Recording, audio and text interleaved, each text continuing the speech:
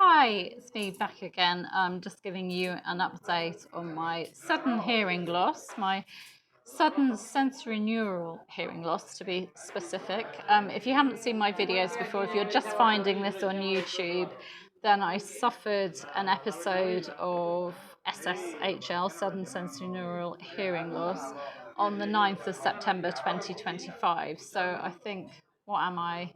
8 weeks into it now. 9 weeks today. 9 weeks today into this journey.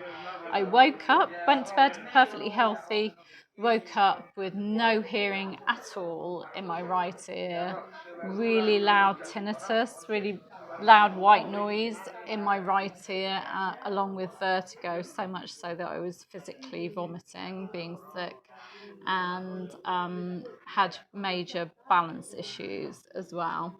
And I just wanted to update you 9 weeks on as to how I'm doing. The balance issues, so much better. I'm not having to use sticks anymore. I do hold Tim's hand, my husband's hand, while I'm out and about, just because I do suddenly veer off to the left or right. And I've realised that when I reach up to get something in the kitchen in a high cupboard or to pick something off the floor, that causes a dizzy spell. But sometimes they come out of nowhere as well, so they're really unpredictable. But mainly, my main issues now are the fatigue, which I talked about in my last video, which I think is just caused by my brain processing so much. I'm out for a coffee and I just actually asked the waitress, who knows me quite well, do I look tired? And she said, well, you don't look really tired, but you do look tired. I knew I could bank on her, to be honest. I'm just so tired all of the time, and it's just my brain, I think, trying to process, because that ear doesn't work, that ear works. It's having to cope with that, and it's having to cope with me trying to concentrate on my daily work with so much noise going on in my head. It's just so tiring. Um, but yeah, I wanted to talk this week about my experience with hearing aids.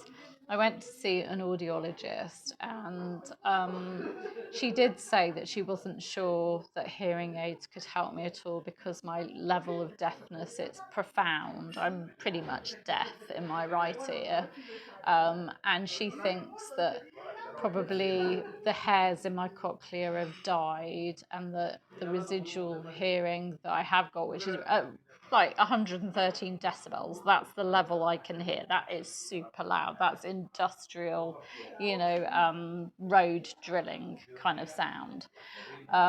She thinks that is just the lining of the cochlea picking up on that.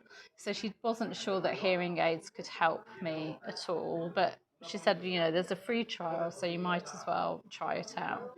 So she took a mould of my ear, because I have to have a totally in-ear one, because I would get feedback otherwise. It's super loud, the volume I have to have it set at. I'd get feedback, other people would hear it. So they took a mould of right inside my ear, because that's where the hearing aid has to go. And right, I'll show it you. I don't know whether Tim will be able to show you, but that's my hearing aid in situ. I'm going to take it out now. Hopefully it's not waxy. It's tiny, it's beautiful, and it's tiny. So, it's state of the art, and, it's lovely, and it doesn't show at all. But does it work? No. It's super annoying because, I mean, she did say that it might work, it might help to give me directionality, to know where sounds are coming from. Because at the moment, obviously, only my left ear works. I have no clue. I have my phone over here and it beeps. And I'm like, okay, well, I know my phone is over there, so I know the beep is coming from it. But sounds like I'm having to train Tim. He did it this morning, actually. I say, where are you? Come out of a room. Where are you? And he goes, here. And I'm like, well, that was helpful a few weeks ago, but from now, no. You could be out in the garden, you could be downstairs, upstairs, you could be right next to me, Tim. I have no idea where you are because I have no directionality whatsoever. You could be standing next to me on my right side, and I have no clue. And it hasn't helped that at all. What happens with this when there's a sound anywhere is I can feel it pulsing in my head, because obviously it's set at really high volume, seeing as I can only hear at 113 decibels. So I get a vibration in my head. I can feel it's like when you put your hand on a loudspeaker at a really loud concert, you'd be able to feel the speaker vibrating.